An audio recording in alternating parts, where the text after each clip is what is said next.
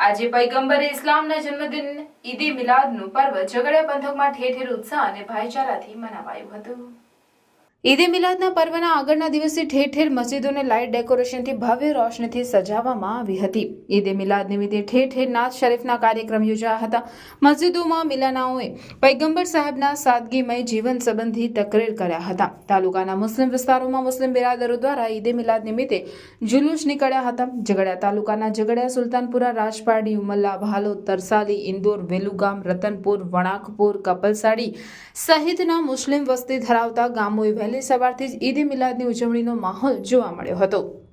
પૈગંબરે ઇસ્લામના જન્મદિન ઈદે મિલાદનું પર્વ એક મહત્વનો મુસ્લિમ તહેવાર હોય ઈદે મિલાદની ઉજવણી ટાણે ઠેર ઠેર ઉત્સાહ જણાતો હોય છે। આ પ્રસંગે ઠેર ઠેર નજરો ન્યાઝ તેમજ પૈગંબર સાહેબના બાલ મુબારકની ઝિયારતના દર્શન કાર્યક્રમ યોજાયા હતા, જેનો મુસ્લિમ બિરાદરોએ મોટી સંખ્યામાં લાભ લીધો હતો। તાલુકા મથક ઝઘડિયા ખાતે તેમજ રાજપારડી ખાતે ઈદે મિલાદ નિમિત્તે રઝાનગર ખાતેથી જુલુસ નીકળ્યું, જે ફૈઝનગર, પટેલનગર, ચાર રસ્તા, વાઝા કોમ્પ્લેક્સ, બકાનગર, મુખ્ય બજાર જેવા વિસ્તારોમાં ફરીને જુમા મસ્જિદે પહોંચ્યું હતું।